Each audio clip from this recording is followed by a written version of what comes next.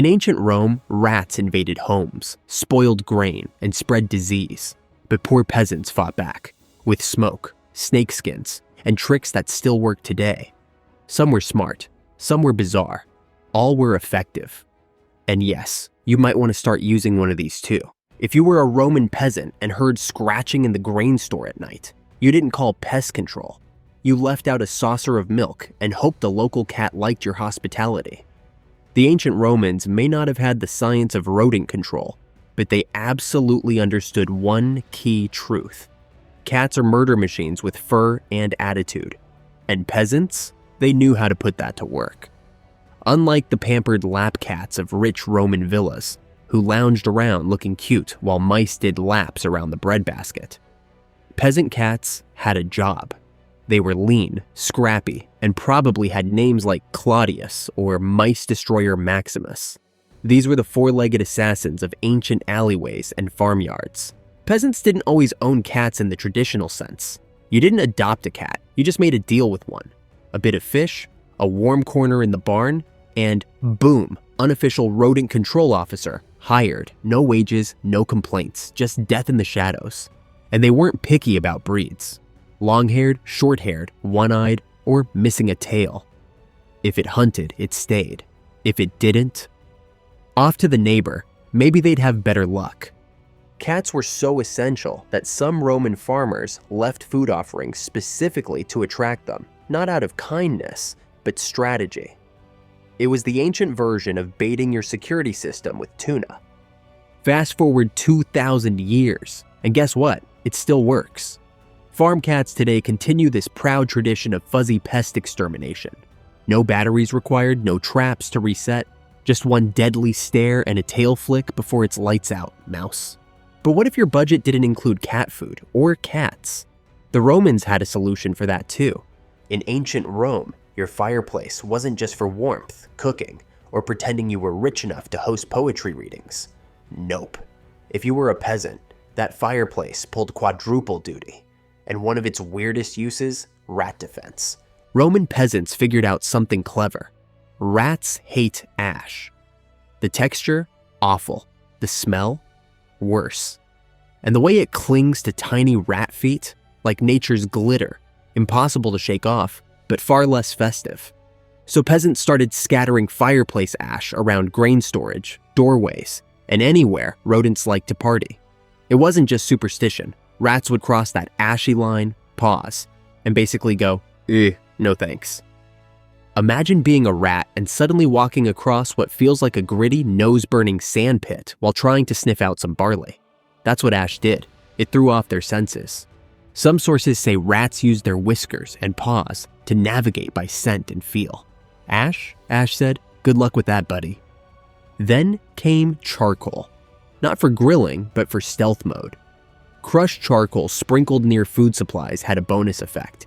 It masked the smell of stored grains, confusing rats even further. Like, is that dinner or just burnt sticks? Confused rats equals sign less stolen food. And let's be honest, Roman peasants weren't wasting resources. They just looked at their fireplace leftovers and went, this stuff ruins everything, let's weaponize it. Today, we've got ultrasonic devices, plastic traps, and high-tech repellents. But if you're feeling rustic, a ring of fireplace ash around your pantry might still do the trick. And if nothing else, it'll keep your guests from stealing snacks. Ash was clever. But what if you wanted to actually trap the little thieves? The next method has a surprising twist. You know what's more satisfying than catching a rat? Catching it with a trap you made yourself out of kitchen leftovers. Ancient Roman peasants were the original DIYers. Except instead of crafting bird houses, they were building miniature rodent death pits. Here's how it worked.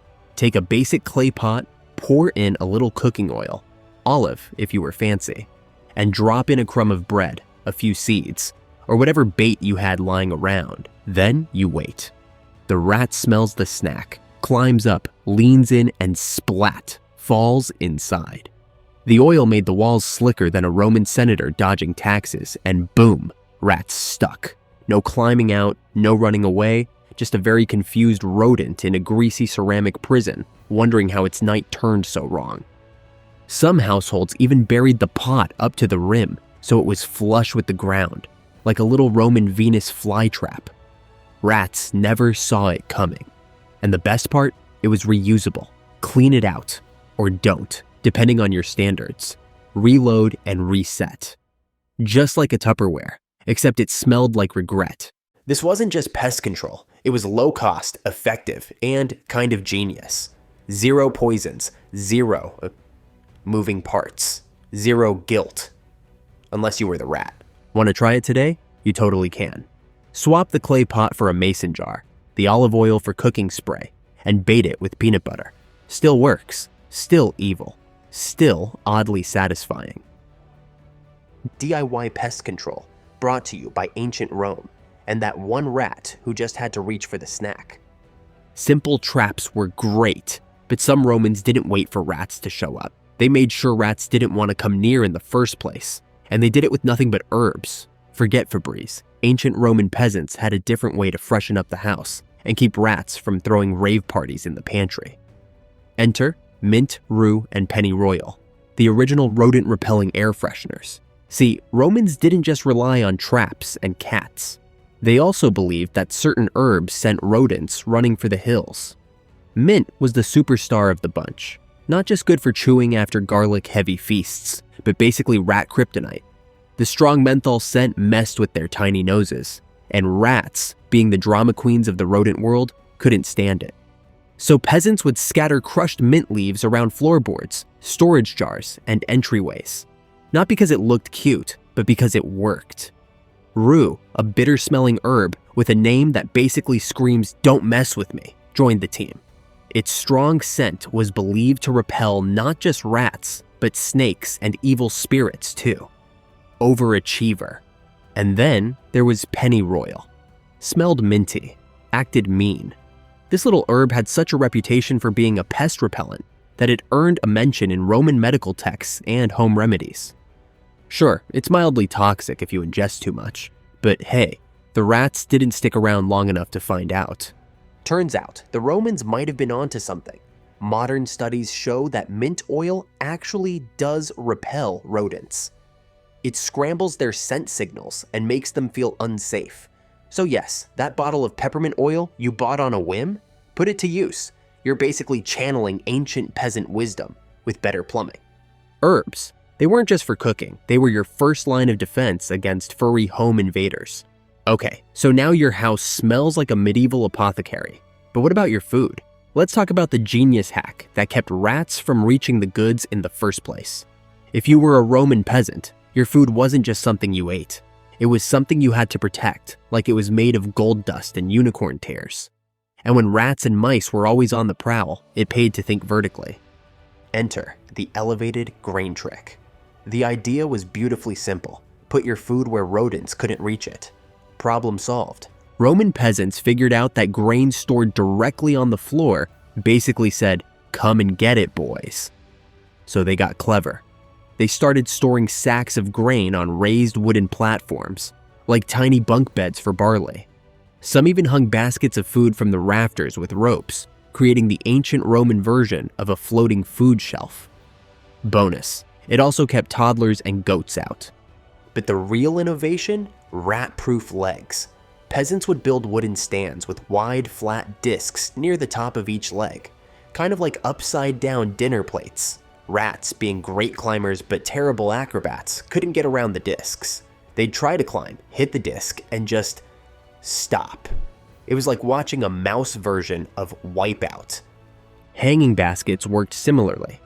Tied with ropes and sometimes even greased with oil or animal fat to make the climb impossible. Imagine being a rat trying to parkour up a greased rope. Not happening. The payoff? Huge. Less food contamination, fewer rat droppings in your porridge, and, maybe most importantly, fewer rats multiplying like ancient vermin bunnies.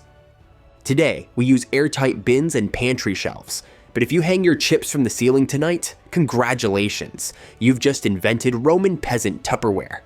Up high was smart, but what if you could scare rats without lifting a finger, or even being in the room? If you ever walked into a Roman peasant's grain shed and saw a dried out snakeskin hanging like a weird medieval party streamer. Don't panic, it wasn't witchcraft, it was pest control. Turns out, rats have a very healthy fear of becoming lunch. And snakes? Top of the things that make rats scream internally list. Roman peasants, being the observant survivalists they were, noticed that rodents avoided areas where snakes had been. So what did they do? Kept the leftovers. After a snake shed its skin, or after someone found a dead one, yikes. That skin wasn't just tossed away. It got draped over grain barrels, tucked behind baskets, or hung by entry points, like the creepiest do not enter sign imaginable. The idea was simple. Rats would sniff around, catch that scent, and nope out. They weren't sticking around to find out if that snake was on a diet. To a rat, even a snake's ghost was enough to ruin dinner plans. This was low-effort, high-impact pest control. No feeding, no maintenance. Just good old-fashioned psychological warfare. With reptiles. And believe it or not, this concept still holds up today. Modern pest repellents sometimes use predator urine or scent-based deterrents, like fox or coyote pee, to scare off critters. Yes, you can literally buy bottled predator fear at your local hardware store. Ancient Romans just had the eco-friendly version, recycled snakes. So next time you're tempted to scream at a snakeskin on a shed wall, take a breath. That might have been the reason someone actually had bread to eat that winter. When your cat's on a nap strike and the rat traps are empty, what's a Roman peasant to do? Easy. Call in the chaos gremlins. That's right, weasels and ferrets, the unhinged cousins of the animal kingdom, were the backup plan. And boy, did they deliver. While today we might think of weasels as cute little escape artists, Romans thought of them as tiny, wriggly hitmen. Let one loose in your barn and you could kiss your rodent problem goodbye. Sometimes, along with your peace and quiet. These furry assassins weren't just tolerated, they were welcomed. In fact, many Roman homes and farms left food out to encourage weasels to stick around. They were seen as more than just useful. They were believed to bring protection, especially in rural households. In some regions, people thought weasels carried the spirits of household guardians. That's right, your anti-rat squad was also your spiritual bodyguard. Peasants would sometimes let them roam the kitchen or grain storage freely.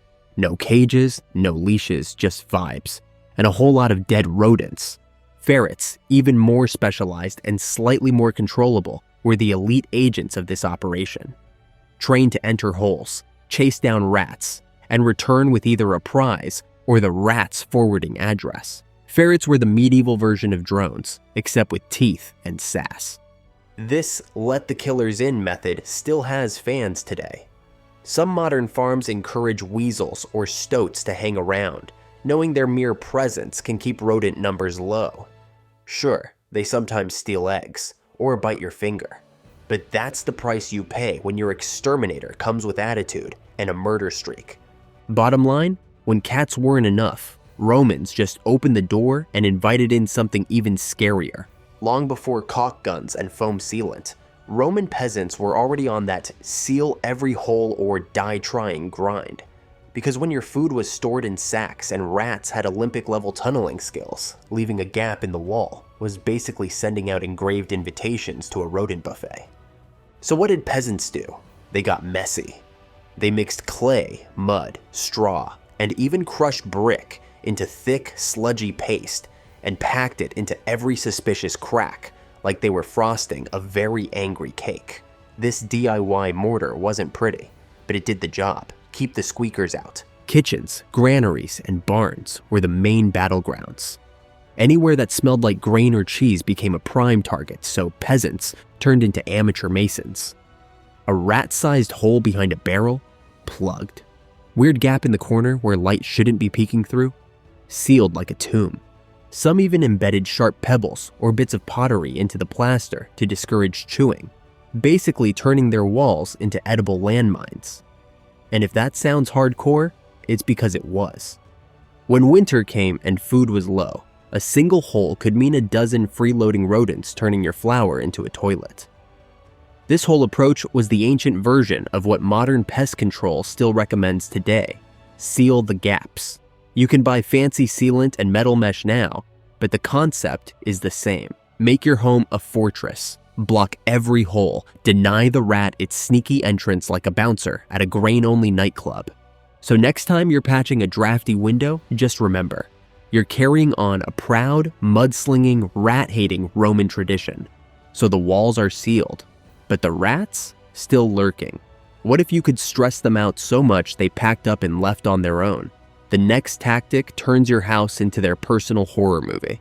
If you think ancient Roman peasants spent their evenings quietly sipping wine under olive trees, think again. Many nights were spent banging pots, stomping across wooden floors, or dragging furniture just loud enough to make the local rodent population question their life choices. Why? Because rodents, like most freeloaders, love peace and quiet. They want to settle down, build a nest, and raise a happy little plague-carrying family in the corner of your food storage. But when their dream condo shakes like an earthquake every night, not so cozy anymore, peasants figured this out the hard way. They noticed that rats and mice avoided places with unpredictable noise or ground vibration. So instead of waiting for traps to fill up or poison to do its questionable job, they started making their homes as annoying as possible. Clanging pots wasn't just a dinner mishap, it was a strategy. Some families had a routine: stomp through the kitchen, slap the table, maybe kick a bucket or two before bedtime. Think of it as a passive-aggressive eviction notice in surround sound. Others took it a step further, moving stools or dragging heavy benches around at random times during the night to create tremors. Even dropping firewood onto stone floors became a nightly ritual. Anything to make the rats think, you know what, let's move to that quieter barn down the road. This wasn't mindless chaos. It was behavioral pest control. Rats nest where they feel safe. Break that comfort zone with noise and movement, and you make them second-guess the real estate. And guess what? Modern science backs this up. Rodents exposed to unpredictable sounds or vibrations experience stress, avoid those areas, and are less likely to nest or breed there. It's why some modern deterrents include ultrasonic noise, vibrating floor devices, or even, you guessed it, recorded banging sounds. So while Roman peasants didn't have tech, they had instinct and a frying pan, which apparently was just as effective. Want to try it today?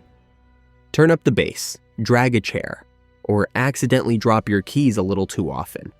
If your house starts sounding like a haunted percussion concert, you might just be winning the war against mice. Sound worked, but what about scent? Romans figured out how to turn the air itself into a rat-repelling weapon by making everything smell absolutely awful. If you've ever walked into a kitchen and turned right around because something smelled wrong, congrats. You've just related to a rat. Ancient Roman peasants knew that rats didn't just follow food, they followed smell. So to throw them off the scent, they didn't just hide their food, they stank up the place on purpose. Welcome to the original stink bomb strategy. One of the most creative pest deterrents in the Roman toolbox was smoke. Not just any smoke. Smoke from burning strong herbs like bay leaves, rosemary, or juniper. These weren't just nice scents for dinner prep. When burned, they produced thick, pungent clouds that irritated the sensitive noses of rats and mice. Peasants would build small smudge fires near granaries or wave smoking bundles of herbs around like they were performing an exorcism. But instead of demons, they were driving out furry thieves with twitchy noses. Rats hate smoke. It's disorienting, it messes with their communication, and it lingers in their fur like the world's worst cologne. But it gets better, or worse, depending on your nose. Fermented food smells were also part of the anti-rodent arsenal. Old wine gone bad, sour milk, rotting olives, basically anything that reeked like, do not eat this, could be strategically placed near food storage to throw off rats from the actual edible stuff. It's like hiding your cookies by surrounding them with blue cheese and gym socks. Some Roman farmers went as far as soaking cloth in fermented liquids and draping it over grain jars. It sounds gross because it was, but it worked. Rats would sniff the air, wrinkle their tiny faces, and go, nope, this place smells cursed. And that was the goal. Today, we've got fancy peppermint sprays and ultrasonic gadgets. But if you've got some vinegar and a creative streak, you could probably still chase off a rat or two with the same stink-based tactics. So while it may not be the most glamorous method, it's a testament to how far peasants would go to protect their food. They didn't have pesticides. They had putrid smells, bad wine, and a stubborn refusal to share grain with anything that squeaked. The smell strategy was bold, but Roman pest control went beyond logic. Some of their strangest, grossest ideas still surprisingly effective today. And weirdly, we might be circling back to them.